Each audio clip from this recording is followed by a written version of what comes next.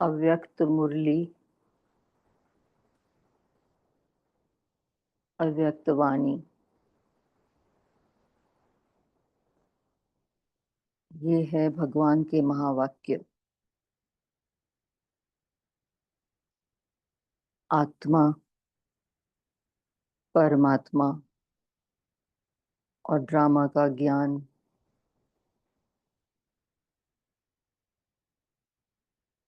अव्यक्त अर्थात इनविजिबल, जो दिखाई ना दे इन स्थूल आंखों से। व्यक्त अर्थात जो दिखता है इन आंखों से। मुरली अर्थात महावाक्य, भगवान द्वारा उच्चारित महावाक्य।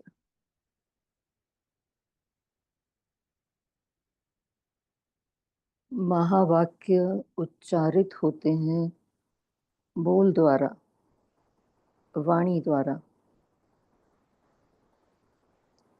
ये बोल अर्थात भाषा ना हो तो महावाक्यों का भाव कैसे समझेंगे।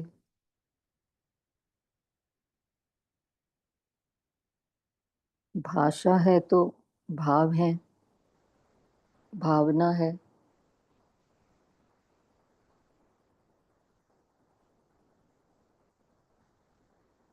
ज्ञान जो बाबा मुरली के महावाक्यों द्वारा देते हैं वो क्या है। अक्षर हैं, भाषा है। भाषा द्वारा भगवान अपने भाव व्यक्त करता है इस वाणी द्वारा। बाबा ने ज्ञान का तीसरा नेत्र भी हमें दिया है।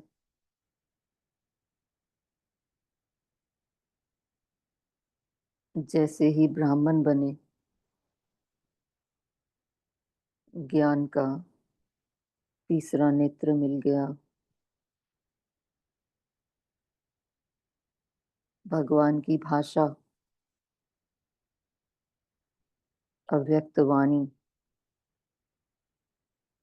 समझ में आने लगी।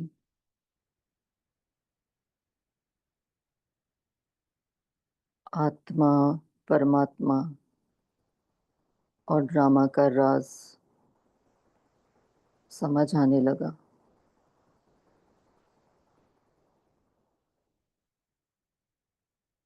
आत्मा भी इन स्थूल आंखों से देखी नहीं जा सकती, परमात्मा भी नहीं देखा जा सकता, पर समझा जा सकता है। कैसे? वाणी द्वारा, बोल द्वारा, भाषा द्वारा।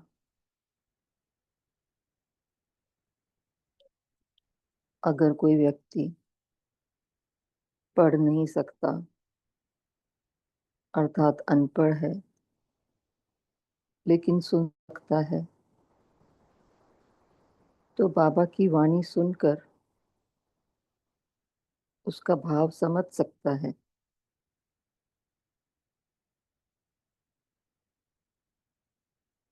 भाषा में अक्षर हैं। अगर कोई सुन नहीं सकता कानों से,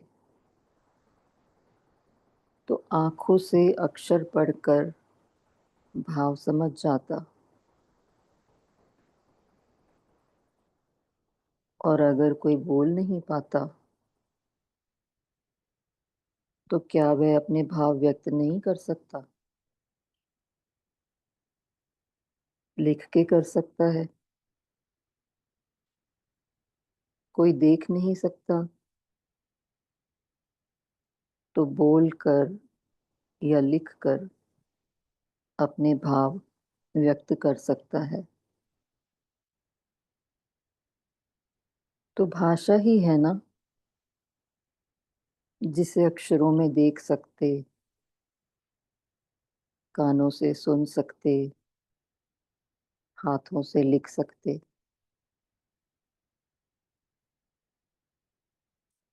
कितना वंडरफुल ड्रामा है। संकल्प, भावनाओं का खेल है ये ड्रामा, जिसे हम व्यक्त करते हैं इस स्थूल देह द्वारा। और ये देह भी कितना वंडरफुल इंस्ट्रूमेंट है।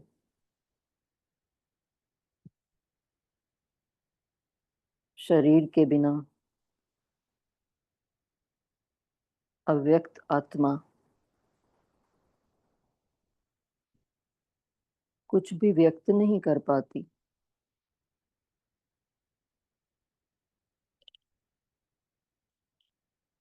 एक भाषा और भी है, इशारों की भाषा, मौन की भाषा, जो फरिश्ते और देवताओं की भाषा है।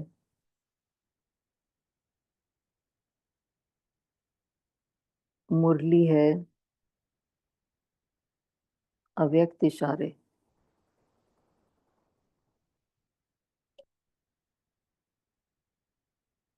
मैं ब्राह्मण सो फरिश्ता सो देवता आत्मा। भाषा द्वारा ज्ञान समझकर फरिश्ता सो देवता बनता हूँ। ये मेरी यात्रा है व्यक्त से अव्यक्त की ओर, भाषा से मौन की ओर, समस्या से समाधान की ओर। भाषा ही है जो समस्या पैदा करती, कड़वे, अनचाहे और व्यर्थ बोलने से अन्य आत्माओं में हद की भावनाएं पैदा करती, और मौन में जाकर सब समस्याओं का हल मिल जाता है। समस्याएं सुलझ जाती हैं, क्योंकि आत्मा अपने स्वस्वरूप में स्थिर और शांत हो जाती, अपने ही आप से मिलती, बाबा के साथ कंबाइंड होती, तो डबल साइलेंस हो जाती है और बाबा की टचिंग भी मिलती है। अव्यक्त वाणी है भाषा और मौन का संगम, भाषा और मौन का बैलेंस। मौन की भाषा जो समझे, अंतर का सुख वो पाता है। वाणी के शोर में भाव कहीं खो जाता है,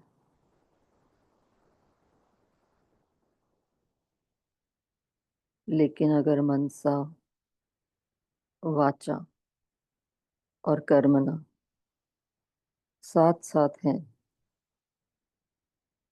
तीनों इकट्ठे हैं,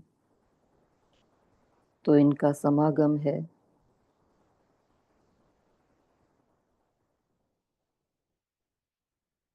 और ज्ञान का तीसरा नेत्र भी कार्य करता है।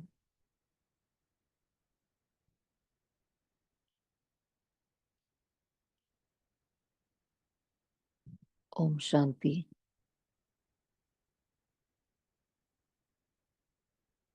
अभी हम आज की व्यक्तवाणी को इस अनुभव में रहकर आत्मसात करेंगे।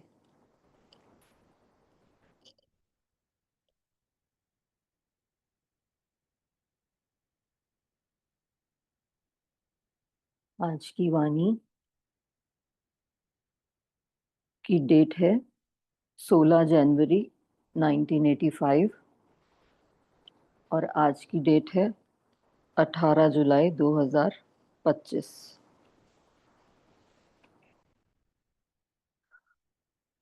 मुरली का टाइटल है भाग्यवान युग में भगवान द्वारा वर से और वरदानों की प्राप्ति।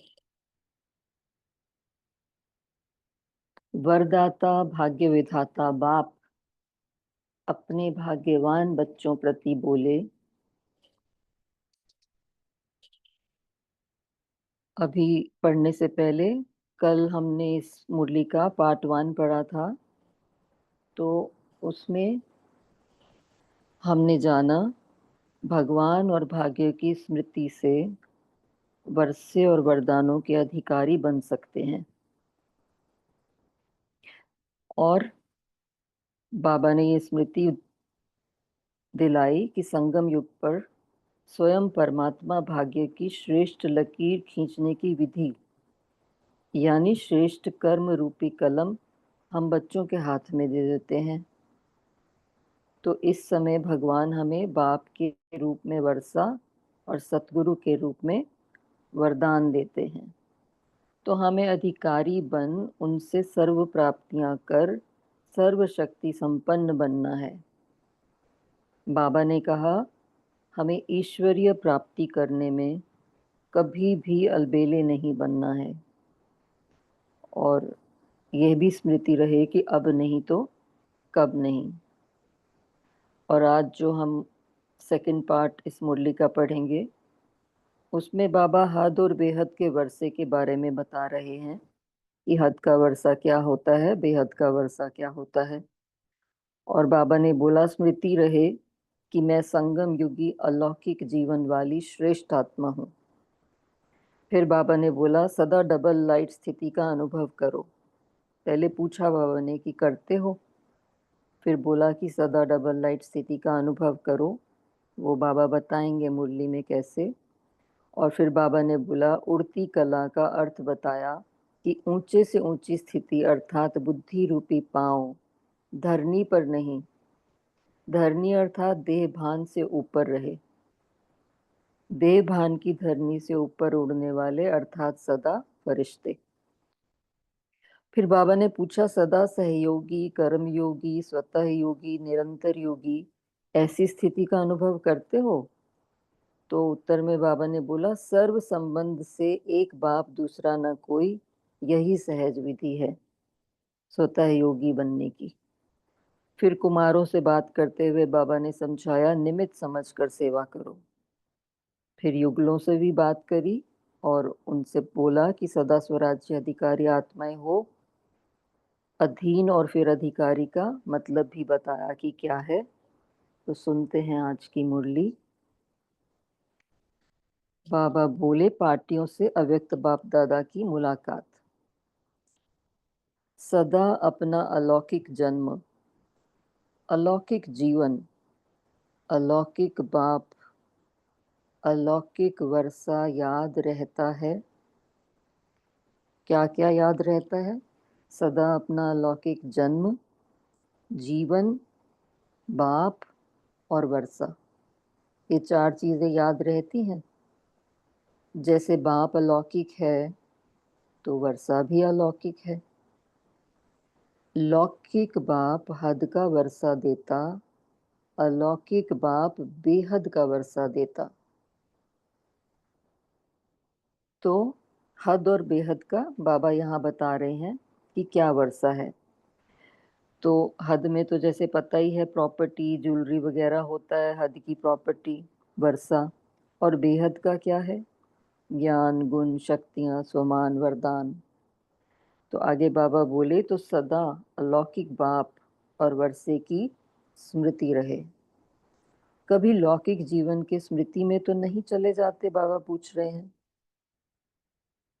मरजीवा बन गए ना? तो मरजीवा जन्म है ना हमारा, ब्राह्मण जन्म, मरजीवा जन्म। जैसे शरीर से मरने वाले कभी भी पिछले जन्म को याद नहीं करते, ऐसे अलौकिक जीवन वाले जन्म वाले लौकिक जन्म को याद नहीं कर सकते। मतलब जो हमारा शूद्र जीवन था ब्राह्मण बनने से पहले, जब हम अज्ञान में थे, तो बाबा कह रहे हैं लौकिक जन्म को याद नहीं कर सकते। अभी तो युग ही बदल गया, दुनिया कलयुगी है बाबा कह रहे हैं, और आप संगम युगी हो। सब बदल गया। कभी कलयुग में तो नहीं चले जाते।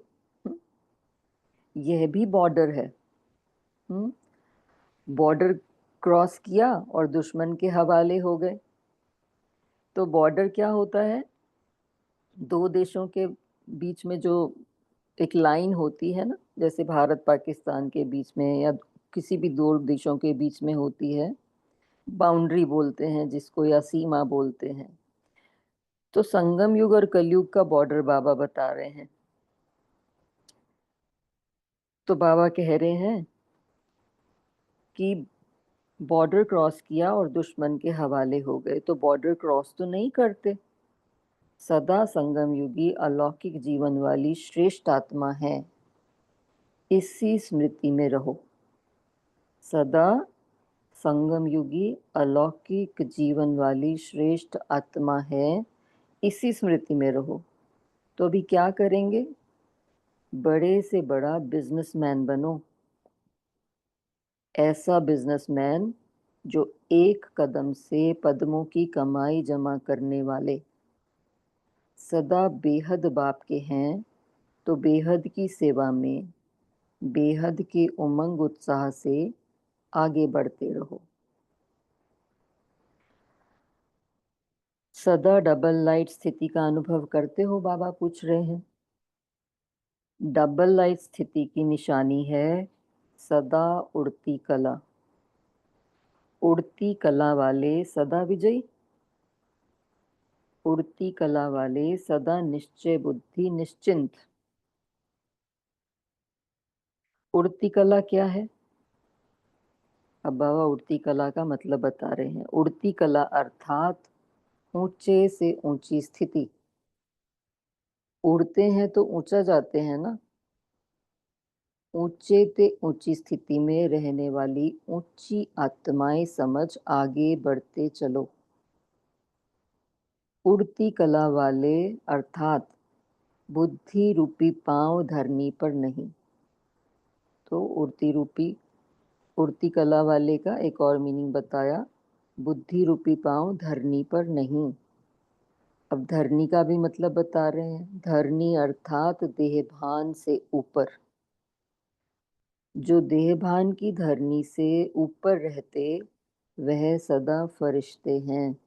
तो ये इसमें फरिश्ते की भी परिभाषा आ गई। जिसका धरनी से कोई रिश्ता नहीं, देहभान को भी जान लिया, देही अभिमानी स्थिति को भी जान लिया। जब दोनों के अंतर को जान गए तो देह अभिमान में आ नहीं सकते। तो देहभान को जान लिया, देही अभिमानी स्थिति को जान लिया। तो बाबा कह रहे हैं अगर अंतर को जान गए इन दोनों के, तो देह अभिमान में नहीं आ सकते। जो अच्छा लगता है वही किया जाता है ना। तो सदा यही स्मृति से सदा उड़ते रहेंगे। उड़ती कला में चले गए तो नीचे की धरनी आकर्षित नहीं करती। ग्रेविटी पुल नहीं करती ना, फिर जब ऊपर चले जाओ तो, ज्यादा ऊपर चले जाओ। ऐसे फरिश्ता बन गए तो देह रूपी धरनी आकर्षित नहीं कर सकती। आगे बाबा बोले, सदा सहयोगी, कर्म योगी, स्वतः योगी, निरंतर योगी, ऐसी स्थिति का अनुभव करते हो। सदा सहयोगी, कर्म योगी, स्वतः योगी, निरंतर योगी। जहाँ सहज है वहाँ निरंतर है, बाबा कहते हैं। सहज नहीं तो निरंतर नहीं। तो निरंतर योगी हो या अंतर पड़ जाता है। योगी अर्थात सदा याद में मगन रहने वाले। जब सर्व संबंध बाप से हो गए तो जहाँ सर्व संबंध हैं वहाँ याद स्वतः होगी, और सर्व संबंध है तो एक की ही याद होगी। है ही एक तो सदा याद रहेगी ना। तो कितने सारे संबंध है ना बाबा के साथ हमारे। माता पिता, शिक्षक, सतगुरु, बंधु, सखा, सर्जन, रूहानी सर्जन, साजन, बच्चा। तो बाबा कह रहे हैं आगे, सर्व संबंध है तो एक की ही याद होगी, है ही एक तो सदा याद रहेगी ना। तो सदा सर्व संबंध से एक बाप, दूसरा ना कोई। सर्व संबंध से एक बाप, यही सहज विधि है। किस चीज की विधि? निरंतर योगी बनने की। जब दूसरा संबंध ही नहीं तो याद कहाँ जाएगी? फिर तो याद आएगी ही आएगी ना, बाबा ये समझा रहे हैं। सर्व संबंधों से सहज योगी आत्माएं, यह सदा स्मृति रखो, सदा बाप समान, हर कदम में स्नेह और शक्ति दोनों का बैलेंस रखने से सफलता स्वतः ही सामने आती है। तो यहाँ पे बाबा स्नेह और शक्ति, इसका बैलेंस रखने का बारे में बोल रहे हैं बाबा। तो सफलता स्वतः ही सामने आती है। सफलता जन्म सिद्ध अधिकार है। बिजी रहने के लिए काम तो करना ही है, लेकिन एक है मेहनत का काम और दूसरा है खेल के समान। बाबा समझा रहे हैं कैसे ये खेल खेलना है, बिजी कैसे रहना है। जब बाप द्वारा शक्तियों का वरदान मिला है तो जहाँ शक्ति है वहाँ सब सहज है।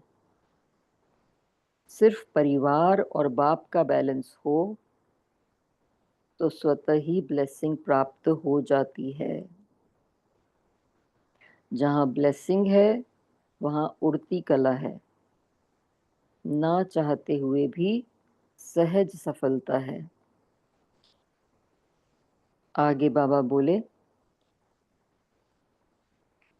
सदा बाप और वर्षा दोनों की स्मृति रहती है। बाप कौन और वर्षा क्या मिला है, यह स्मृति स्वतः समर्थ बना देती है। तो बाबा आज स्मृति और समर्थी की बात कर रहे हैं, क्योंकि 16 जनवरी की मुरली है ना, और इसके बाद फिर 18 जनवरी आने वाला है स्मृति दिवस। तो स्मृति और समर्थी की बात बाबा कर रहे हैं। यह स्मृति स्वतः समर्थ बना देती है। ऐसा अविनाशी वर्षा जो एक जन्म में अनेक जन्मों की प्रारब्ध बनाने वाला है, ऐसा वर्षा कभी मिला है? अभी मिला है, सारे कल्प में नहीं। तो सदा बाप और वर्षा, इसी स्मृति से आगे बढ़ते चलो। वर्षे को याद करने से सदा खुशी रहेगी और बाप को याद करने से सदा शक्तिशाली रहेंगे। शक्तिशाली आत्मा सदा माया जीत रहेगी। और खुशी है तो जीवन है, अगर खुशी नहीं तो जीवन क्या? जीवन होते भी ना के बराबर है। जीते हुए भी मृत्यु के समान है। जितना वर्षा याद रहेगा उतनी खुशी। सदा खुशी रहती है, बाबा पूछ रहे हैं। ऐसा वर्षा कोटों में कोई को मिलता है और हमें मिला है। हम ब्राह्मण कोटों में से कोई कोई में से भी कोई आत्माएं है ना। यह स्मृति कभी भी भूलना नहीं। जितनी याद उतनी प्राप्ति। सदा याद और सदा प्राप्ति की खुशी। अभी बाबा कुमारों से बात कर रहे हैं। कुमार जीवन शक्तिशाली जीवन है, तो ब्रह्मा कुमार अर्थात रूहानी शक्तिशाली। जिस्मानी शक्तिशाली नहीं, रूहानी शक्तिशाली। कुमार जीवन में जो चाहे वह कर सकते हो। तो आप सब कुमारों ने अपने इस कुमार जीवन में अपना वर्तमान और भविष्य बना लिया। क्या बनाया? रूहानी बनाया। ईश्वरीय जीवन वाले ब्रह्मा कुमार बने तो कितने श्रेष्ठ जीवन वाले हो गए। ईश्वरीय जीवन वाले, श्रेष्ठ जीवन वाले। ऐसी श्रेष्ठ जीवन बन गई जो सदा के लिए दुख से और धोखे से, भटकने से किनारा हो गया। तो क्योंकि बाबा को समर्पण किया ना अपना जीवन, गॉडली लाइफ हो गई, तो फिर क्या हुआ? दुख से, धोखे से, भटकने से किनारा हो गया। नहीं तो जिस्मानी शक्ति वाले कुमार भटकते रहते हैं। सुख की चाहना में, शांति की चाहना में, और भी जो वर्षा हमें मिला है उसकी चाहना में। लड़ना, झगड़ना, दुख देना, धोखा देना, यही करते हैं ना। तो कितनी बातों से बच गए। जैसे स्वयं बचे हो वैसे औरों को भी बचाने का उमंग आता है। सदा हम जिन्स को बचाने वाले। जो शक्तियां मिली हैं वह औरों को भी दो। अखुट शक्तियां मिली है ना, तो सबको शक्तिशाली बनाओ। निमित्त समझकर सेवा करो। मैं सेवाधारी हूं नहीं, बाबा कराता है। मैं निमित्त समझकर सेवा करो। मैं सेवाधारी हूं नहीं, बाबा कराता है। मैं निमित्त हूं, मैंपन वाले नहीं। जिसमें मैंपन नहीं है वह सच्चे सेवाधारी हैं। अभी बाबा युगलों से बात कर रहे हैं। तो बाबा बोले, सदा स्वराज्याधिकारी आत्माएं हो। स्व का राज्य अर्थात सदा अधिकारी। स्व मतलब आत्मा, तो आत्मा राजा। स्व का राज्य अर्थात सदा अधिकारी। अधिकारी कभी अधीन नहीं हो सकते।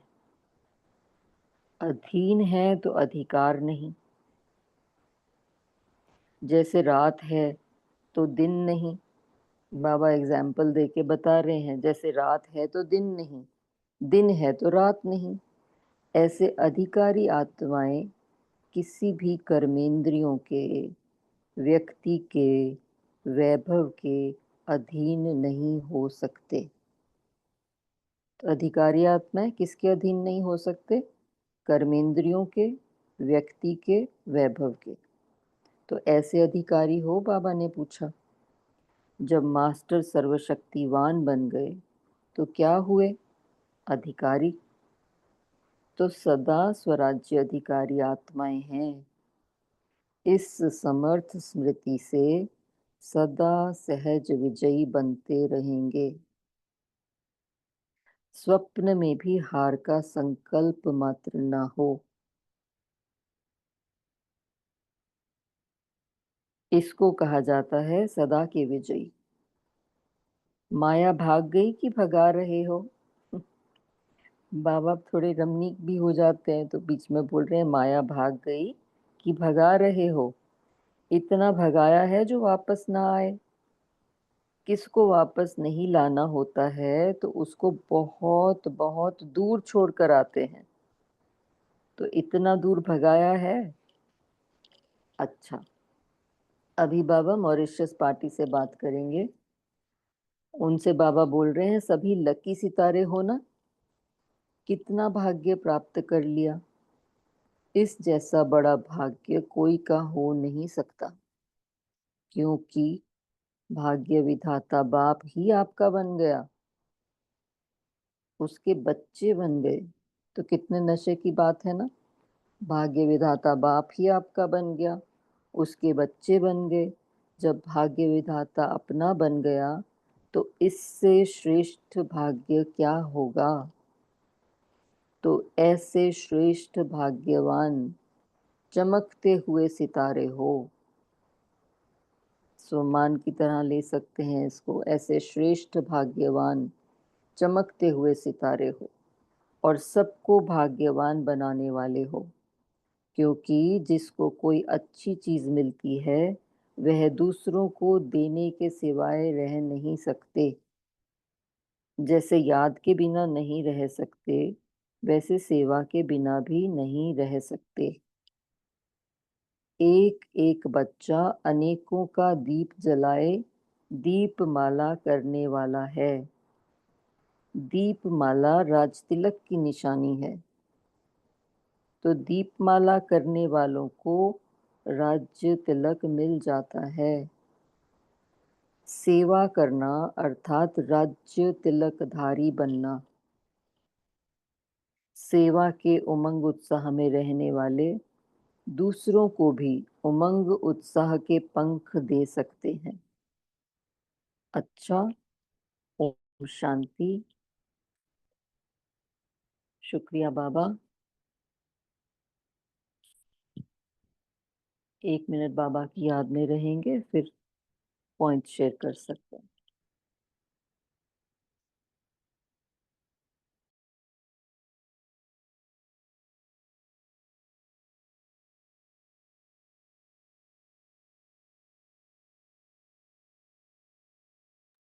याद कर देना है बहन जी। बाबा को याद प्यार देंगे। सदा समय प्रमाण वर्षे और वरदान के अधिकारी, सदा भाग्य के खुले भंडार से संपूर्ण भाग्य बनाने वाले, यथा शक्ति को सर्व शक्ति संपन्न से परिवर्तन करने वाले, श्रेष्ठ कर्मों की कलम द्वारा संपन्न तकदीर की लकीर खींचने वाले, समय के महत्व को जान सर्व प्राप्ति स्वरूप श्रेष्ठ आत्माओं को बाप दादा का संपन्न बनाने का याद प्यार और नमस्ते। और हम सब संपन्न आत्माओं का बाप दादा को याद प्यार और नमस्ते। शुक्रिया बाप।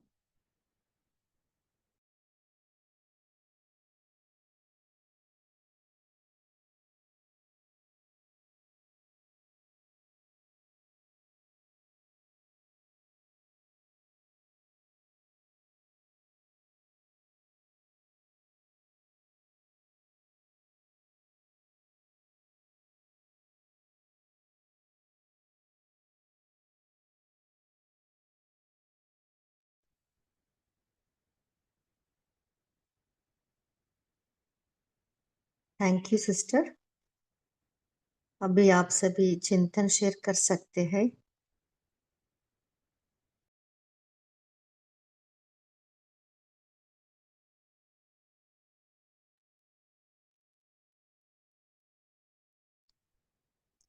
आज बाबा ने क्या कहा? ओम शांति। हाँ जी सिस्टर। बाबा कहते हैं आज सदा संगम योगी अलौकिक जीवन वाली श्रेष्ठ आत्मा है। स्मृति में रहते हो। पूछ रहे बाबा हमें अभी क्या करेंगे बोल के पूछ रहे हो। बड़े थे बड़े बिजनेसमैन बने। बाबा बोलते हैं भाई बिजनेसमैन बनने के लिए कह रहे, ऐसे बिजनेसमैन बनो जो एक कदम में पद्मों की कमाई जमा करने वाले। सदा बेहद के बाप को, बेहद की सेवा को बेहद उमंग उत्साह में आगे बढ़ते रहो। ऐसा बिजनेसमैन बन के बाबा की स्मृति में उठते रहो, बोलते हैं बाबा। ओम शांति बनी। हाँ जी सिस्टर, बोलिए कैलाश भाई जी।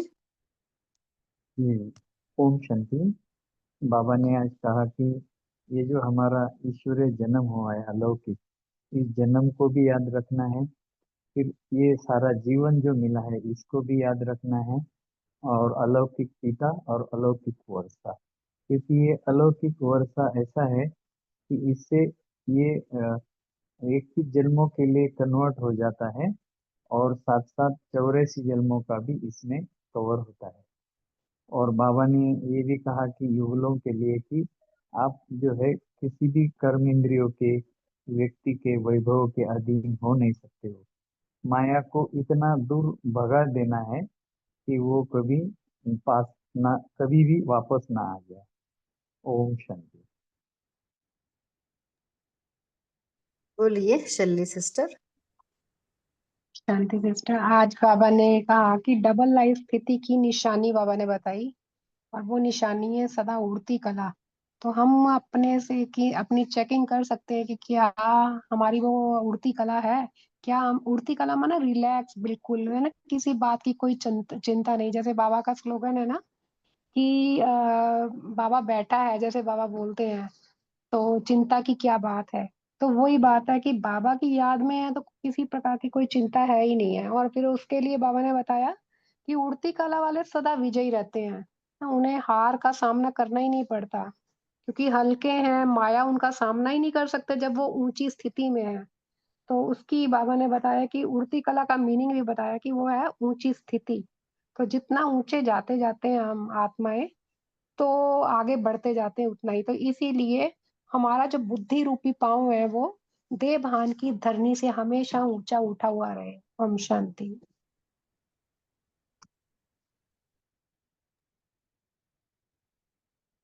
ओम शांति दीदी। हाँ जी सिस्टर, बोलिए। बाबा ने कहा सदा बापा और वर्षे को याद करना है, और यह सदा हमें याद करेंगे। बापा और वर्षे को याद करेंगे तो समर्थ बना देंगे, शक्तिशाली बन जाएंगे। और यह अविनाशी वर्षा एक जन्म, इस संगम युग में एक जन्म का तो अनेक जन्म की प्रारब्ध बनाने वाला है। और यह वर्षा इस संगम युग पर ही मिलता है, और कोई कल्प में नहीं मिलता, अभी ही मिलता है। सदा हमें बापा और वर्ष को याद करना है तो सदा खुशी होगी, और बाबा की याद करेंगे तो सदा शक्तिशाली बन जाएंगे, और आत्मा मायाजित बन जाएंगे। ओम शांति।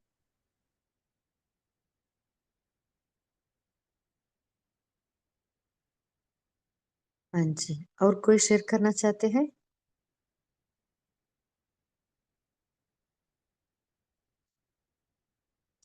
निरंतर योगी बनने के लिए हमें कौन सा युक्ति अपनानी है?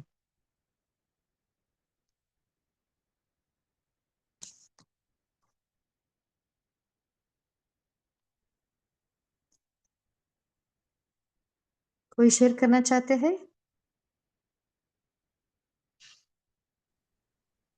जी, बाबा ने कहा कि जैसे अभी हमारा अलौकिक जन्म हुआ है, तो बाबा ही हमारा संबंधी बना है।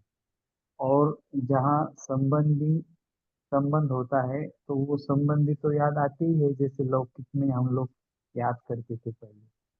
और हमारे संबंधियों से हमें प्राप्तियां भी तो होती है, जैसे टीचर से नॉलेज मिलेगा, पिता से प्रॉपर्टी मिलेगी, गुरु से वरदान मिलेगा। तो ये सर्व संबंधों से याद करेंगे तो मैंपन और मेरापन जो है, जो लौकिक में भटकाता है, वो नहीं होगा, और निरंतर बाबा की याद बनेगी। इसलिए सर्व संबंध से बाबा को याद करना है। ओम शांति। हाँ जी, बहुत अच्छा। और कौन सा युक्ति है? निरंतर याद, निरंतर योगी बनने के लिए हमें कौन सा पुरुषार्थ करना है? एक है बाबा से सर्व संबंध, और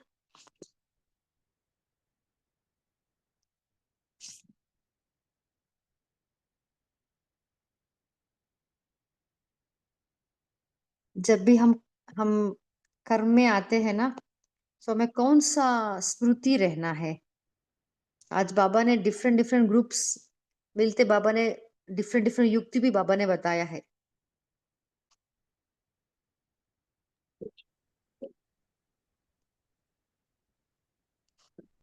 बोलिए वनमाला सिस्टर। हाँ। जैसे निरंतर योगी बनने के लिए अभी सर्व संबंधों से भी याद करना है, एक बाप दूसरा न कोई। और बाप दादा ने आज कहा है कि हमें धरनी अर्थात देहभान से ऊपर रहना है, ऊंची से ऊंची स्थिति।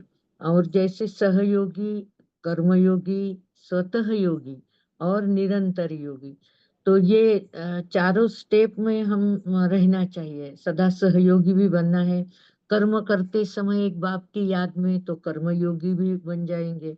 और स्वतः योगी अर्थात निरंतर हम बाबा की याद में रहना, और निरंतर योगी।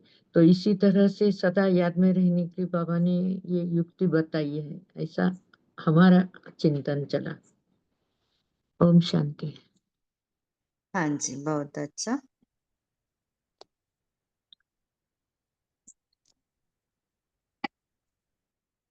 कर्मयोगी बनने के लिए अपने आप को सदा निमित्त समझना है ना? और बैलेंस भी चाहिए कर्म और योग का, सेवा और याद का बैलेंस से भी हम कर्मयोगी बन सकते हैं, एक बाप की याद में कर्म करना। हाँ जी,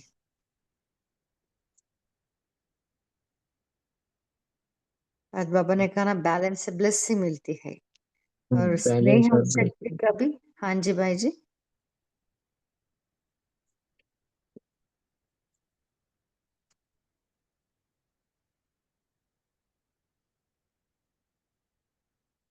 स्नेह और शक्ति का भी बैलेंस रहना है।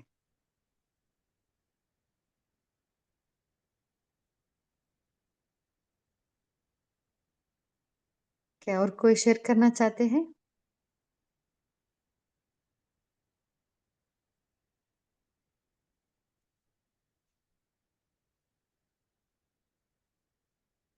दीदी जी, बाबा ने स्वराज्य अधिकारी। हाँ जी, बोलिए। सच्ची सेवादारी की डेफिनेशन बाबा बता रहे हैं। ये जो सच्चा सेवादारी है वो कभी मैं नहीं करता। वो हमेशा बाबा का नाम आगे करेगा और अपने को निमित्त समझेगा। जिसमें मैंपन नहीं है, बाबा कहते बिल्कुल भी मैंपन नहीं है, वही सच्चा सेवादारी है। ओम शांति। हाँ ओम जी। शांति सिस्टर। आज बाबा ने बाप और वर्षे की भी बात कही ना, कि जितना बाप और वर्षे को याद रहेगा तो उतनी खुशी भी बनी रहेगी। तो इसलिए खुशी है तो वही उतना, और बाबा की भी याद जितना रहे वही निरंतर याद भी है ना, निरंतर योगी की भी जो आपने बात कही है। और कर्म योगी तो ऑटोमेटिकली होता जाएगा कि कर्म में भी बाबा की याद रहेगी, चलते फिरते बाबा की याद। ये तो है नहीं कि केवल बैठकर ही बाबा को याद किया जाए, लेकिन चलते फिरते मैं निमित्त हूँ, जो बाबा ने बीच में बोला। तो इस प्रकार से हम निरंतर योगी बन सकते हैं। ओम शांति। हाँ जी, बहुत अच्छा। ओम शांति। तो आज बाबा ने स्वराज्य अधिकारी की बात भी बताई। तो बाबा हमेशा कहते हैं कि आत्मा समझो, बाबा को याद करो। तो हम अगर आत्मिक स्थिति का भी अभ्यास करते हैं, स्वराज्य अधिकारी स्थिति का अभ्यास करते हैं, तो भी बाबा साथ में ही होता है। तो ये भी स्मृति हमें निरंतर योगी बना देती है। तो अपने को हमेशा देही अभिमानी या आत्म अभिमानी या स्वराज्य अधिकारी या कोई भी स्वमान की प्रैक्टिस करना, वो स्थिति में रखेंगे तो बाबा हमेशा साथ में याद आएगा ही आएगा। तो वो ही निरंतर अभ्यास हो जाएगा, 5 स्वरूप का अभ्यास। तो जैसे हम हर पल करते हैं कुछ न कुछ मन को बिजी रखने के लिए, तो ये स्मृति हमें धीरे धीरे निरंतर योगी बनाती है। हाँ जी, बहुत अच्छा। और कोई शेयर करना चाहते हैं?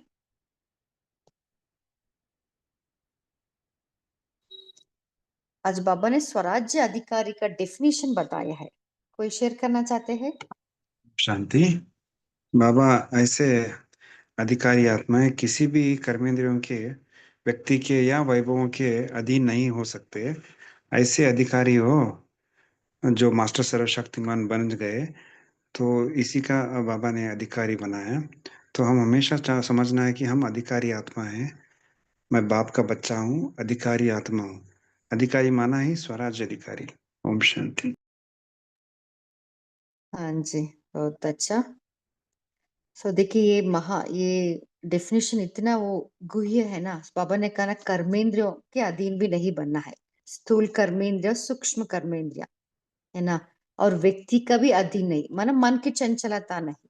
वैभव, व्यक्ति यही है ना, हमें खींचता है, बार बार हम मन को डिस्टर्ब करते हैं।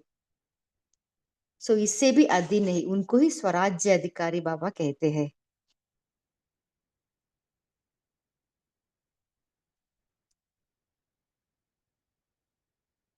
और कोई शेयर करना चाहते हैं?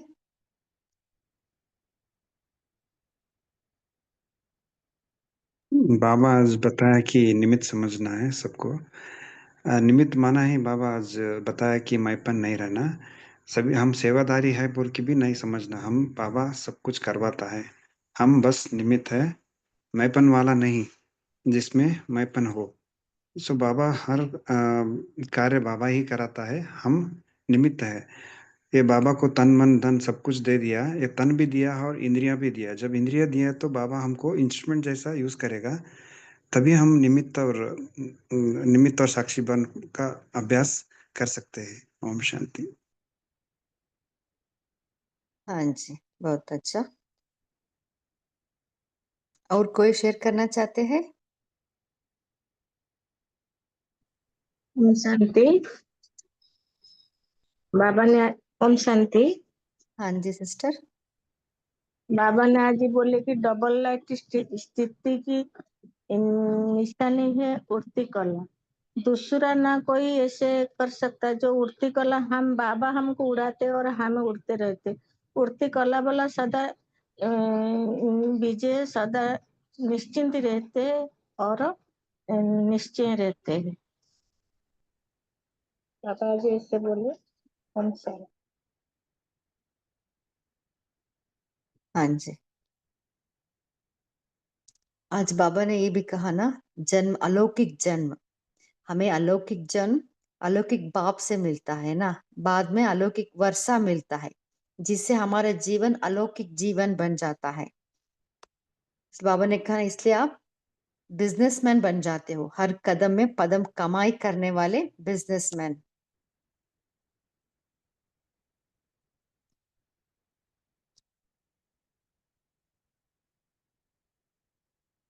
और कोई शेयर करना चाहते हैं? हाँ दीदी, एक पॉइंट शेयर करना था। जैसे बाबा ने कहा कि हमारे लिए अभी अलौकिक जन्म होने से हमारे लिए युग बदल गया। पहले हमारा कलयुगी जीवन था, अभी संगम युगी जीवन है। भले दुनिया तो कलयुग में हम रहते हैं, लेकिन हमारा युग संगम युग है, जीवन हमारा संगम युगी है। तो बाबा ने कहा कि वापस हम कलयुग में जा नहीं सकते। उसके लिए बाबा ने एग्जाम्पल दिया कि जैसे दो कंट्रीज के बीच में बॉर्डर होता है, तो वो एक अगर कोई आदमी या कोई सैनिक इधर की बॉर्डर से उधर चला जाता है, तो वो दुश्मन उसको पकड़ लेता है। तो इसलिए बाबा कहते हैं कि जो संगम युगी लाइफ है, उसी लाइफ में हमें जीना है। और कभी कलयुगी लाइफ की तरफ, वहां से तो हम आ गए, उधर रिटर्न जाने का तो क्वेश्चन नहीं आता है। ओम शांति।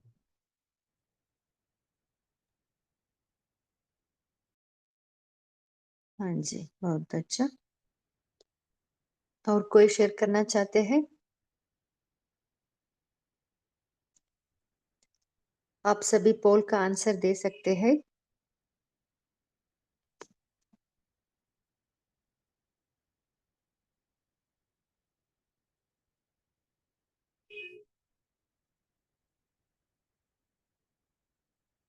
आप सभी से एक क्वेश्चन है। सो आज बाबा ने कहा ना, कर्मेंद्रियों व्यक्ति और वैभव से अधीन नहीं है ना, उनको ही स्वराज्य अधिकारी कहते हैं। सो इसके लिए हमें विशेष पुरुषार्थ क्या करें?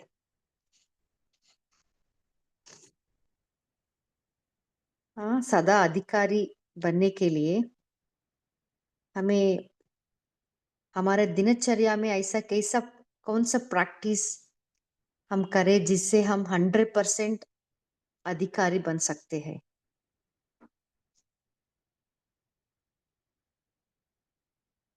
शांति। सदा हाँ जी। हम डबल लाइट स्थिति का अनुभव कर सकते हैं। डबल लाइट माना ही एक है हमारा शरीर लाइट का बना हुआ शरीर, और दूसरा लाइट है जो हम निमित्त बन के बाबा करवा रहा है।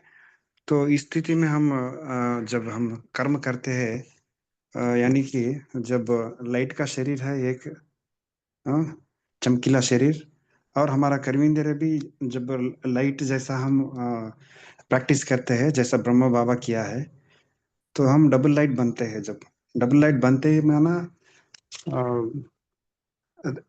धरती पे के आकर्षण से परे हो जाते हैं, तो इसी को हम डबल लाइट समझकर हम प्रैक्टिस करके फरिश्ता बन सकते हैं। ओम शांति। हाँ जी, बहुत अच्छा।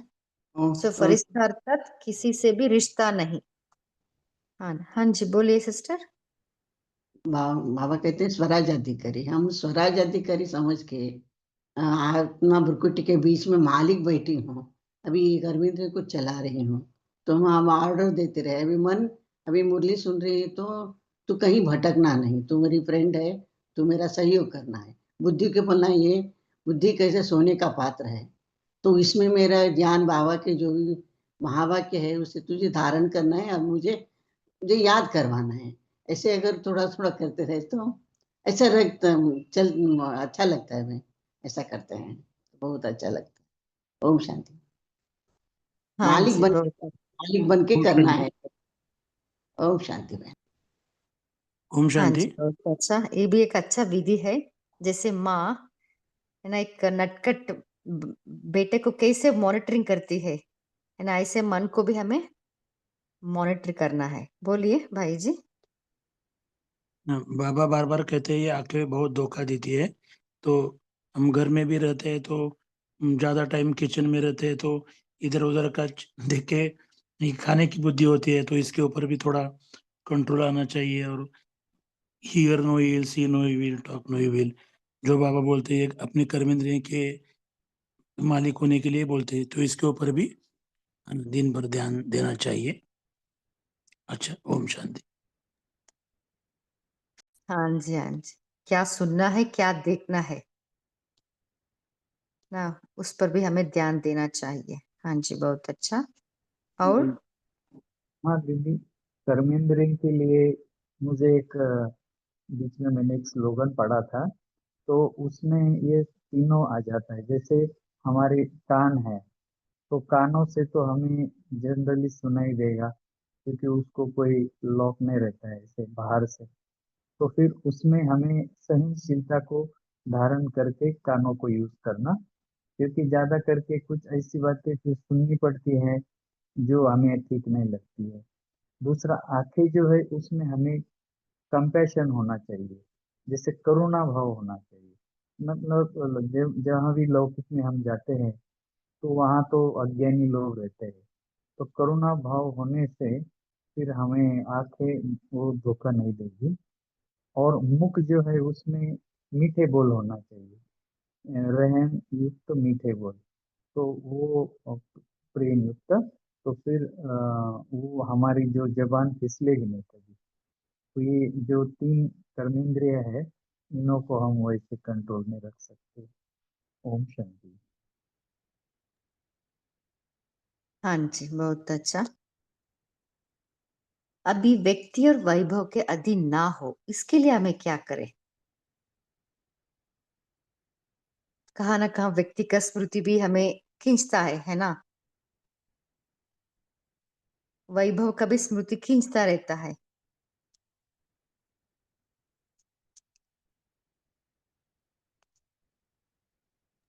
ओम शांति। किसी भी व्यक्ति को देखे तो हम समझना चाहिए कि वो विदेही आत्मा है, परमधाम से आकर पाठ बजा रहे हैं।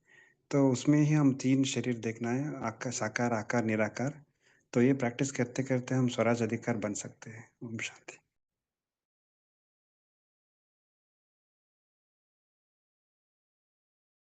हाँ जी, बहुत अच्छा। ओके, अभी कोई शेयर करना चाहते हैं? एक क्वेश्चन था कि निंद्राजीत बनने के लिए क्या करना है? निंद्राजीत कैसे बनेंगे? क्योंकि कर्मेंद्रियों की बात चली, तो कर्मेंद्रिय जीत में निंद्रा इतनी सूक्ष्म चीज है, जैसे आलस्य अलबेलापन सूक्ष्म चीज है, वैसे निंद्रा भी सूक्ष्म, तो उसको कैसे जीतना है?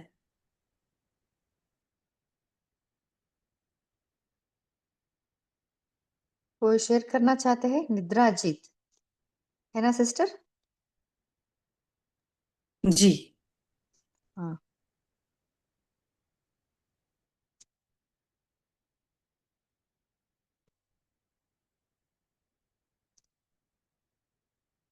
कोई शेयर करना चाहते हैं?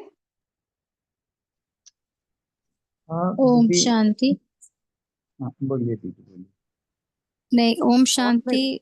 हाँ हाँ, जी। एक ही थॉट आया कि जैसे हमें कोई रिस्पॉन्सिबिलिटी होती है तो हम कैसे उसको निभाते हैं। जैसे कहीं ट्रैवल करना होता है तो सोते नहीं हैं, या तो वैसे बाबा ने जिम्मेवारी दी है हम पर विश्व कल्याणकारी की। अभी सुना था वो जो पंकज भाई जी ने लगाया था कि कैसे मनमोहिनी दीदी जी ने सब बच्चों को ट्रेनिंग दी अमृत वेले की, कि वही समय है जब हम बाबा की जो जिम्मेवारी है उसका पाठधारी बन सकते हैं। वो जो होता है तो नींद कम हो जानी चाहिए। ओम शांति। हाँ जी, बोलिए सुनील भाई जी। ओम शांति। मेरा एक्सपीरियंस ये है कि खाने पीने की चीजें के ऊपर बहुत ध्यान देना चाहिए। टाइम टेबल अच्छी तरह से सेट होना चाहिए, नहीं तो हम चाहे तो अभी अमृत वेला का संकल्प करते हैं लेकिन हम फॉलो नहीं कर सकते।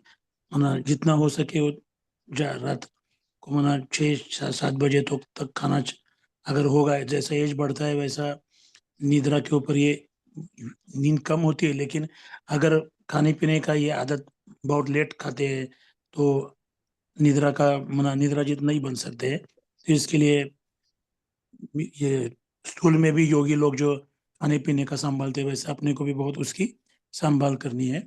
और दूसरी बात, दिन भर जो बाबा श्रीमत देते हैं ऐसे उसके अनुसार हमने अगर अच्छा कर्म किया, अच्छे संकल्प किए, सोने के पहले मेडिटेशन वगैरह किया तो अच्छी तरह से निद्रा भी आ सकती है। और मना जब चाहे तब अमृत वेले को आँख खुल ही जाती है अपनी। ऐसा मेरा पर्सनल एक्सपीरियंस है। ओम शांति।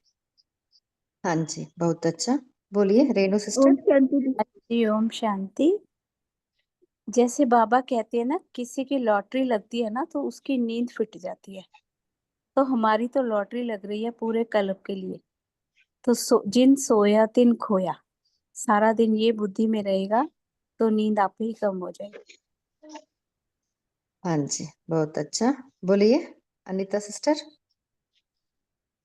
ओम शांति दीदी। जो मैंने सूरज भाई जी की क्लास में मतलब सुना था ये, कि इसमें दो चीजें ज्यादा होती है। एक तो भाई जी ने बताया भोजन हमारा, कि भोजन जितना हमारा हल्का रहेगा और कम रहेगा तो हमारा शरीर हल्का रहेगा। फिर दूसरा उन्होंने बताया था कि योग, जितना हमारा योग होगा उतनी हम निंद्राजीत ऑटोमेटिक ही बनते जाएंगे, क्योंकि जब हम योग में बैठते हैं तो जो हमारे विचार हैं, थॉट हैं, तो वो कम होते होते जाएंगे। तो जब हम योग की अवस्था में होते हैं तब हम वो मतलब बॉडी रिलीफ महसूस करती है, माइंड भी रिलीफ महसूस, तो उसको फिर इतनी नींद की जरूरत नहीं होती। तो उसको फिर 4 घंटे की ही नींद काफी हो जाती है। तो इस तरह से मतलब हम एक तो योग बढ़ाएं अपना, और एक भोजन पर सबसे ज्यादा ध्यान रखें। एक जो बहन ने बताया वो तो है ही। ओम शांति। हाँ जी, बहुत अच्छा। बोलिए हाँ। राजेंद्र ओम भाई जी। शांति दीदी जी। सभी ने बहुत अच्छी तरह से निद्राजीत के बारे में समझाया। मैं सिर्फ निद्राजीत का अर्थ क्या है उसके बारे में बोलूंगा। कि निद्राजित का अर्थ इस ऐसा होता है कि जब चाहो बिस्तर पे जाने के बाद 2 मिनट 1 मिनट में आपको नींद आ जाए, और जो संकल्प किया आपने कि भाई इतने बजे मुझे उठना ही है, तो बिना मोबाइल बेल के वगैरह उस समय आपकी नींद खुल जाए, इसको निद्राजित कहते हैं। बाकी तो ये सारी परहेज सभी ने बताई, ये जो सुनील भाई ने बताया वो मैं भी फॉलो करता हूँ। 6 बजे के पहले आपका भोजन होना चाहिए। सवेरे माना दोपहर का जो जो भोजन होता है उससे आधा शाम का भोजन होना चाहिए। और बहन जी ने बताया सूरज भाई का जो योग युक्त अवस्था सारा दिन में आपकी कितनी रहती है, कितनी बार आप ज्ञान का मनन चिंतन करते हो, माना सारी चीजों में पहले नंबर पे आपको अपने घर में बाबा को रखना है, तो फिर आपकी निद्राजित अवस्था भी होगी। ज्ञान के बारे में लगन, बाबा की याद की लगन, ये अंदर से थोड़ा सा होता है, तो वो निद्राजित की स्थिति आप प्राप्त कर सकते हैं। क्योंकि तेजल दीदी जी ने बहुत अच्छा विषय लिया, आखिरी आखिरी में लिया, ये तो बफर डे में होना चाहिए। बहुत बड़ा प्रश्न है ब्राह्मण जीवन के लिए, तो इसके ऊपर और भी सभी अपना अपना विचार आगे रखेंगे। ओम शांति। हाँ जी, बहुत अच्छा। और मेरा चिंतन भी यही चला कि योग निद्रा, सो जब रात में सोने के पहले बाबा को पोता मेल दे के हमें कंप्लीट अशरीरी बन के सो जाना है। सो योग निद्रा से भी हम नींद को जी सकते हैं। हाँ, तो क्या अभी समय भी हो रहा है। हाँ, वनमाला सिस्टर, आप हाँ शॉर्ट में बता सकते हैं। हाँ हाँ, बहुत बहुत अच्छा आज का चला, क्योंकि ये निद्राजित का तो हमारी समस्या है। निद्रा आती है थोड़े से एज के हिसाब से भी। लेकिन मैंने आज एक सचिन भाई का क्लास सुना, डॉक्टर सचिन भाई का, तो उन्होंने भी यही कहा कि हम खाना खाने के पहले जैसा हमारा पेट खाली होता है, लाइट रहता है, वैसा ही खाना खाने के बाद भी उतना ही लाइट रहना चाहिए। तो हमें सुस्ती भी नहीं आएगी, निद्रा भी नहीं आएगी। तो ये मुझे बहुत अच्छा लगा पॉइंट ये। तो हाँ जी, ऐसी ऐसा ऐसा है। Okay, thank you sister. Seema sister, आप होमवर्क जी जी दीजिए। ओम शांति।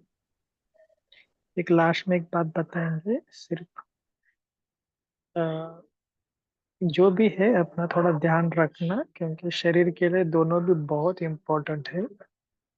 अगर नींद नहीं करेंगे तो आपका ब्रेन में भी कुछ दिन के बाद इफेक्ट आना स्टार्ट होते हैं।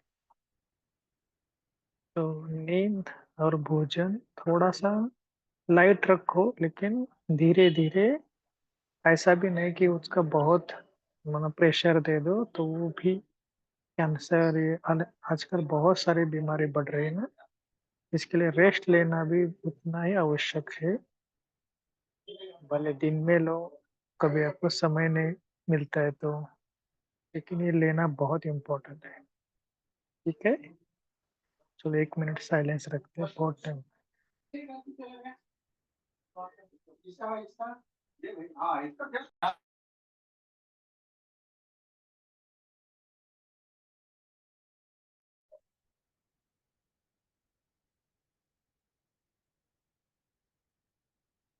ओम शांति। इस सेशन में जुड़ने के लिए आप सभी को दिल से thanks. Good night. Thank you. ओम शांति।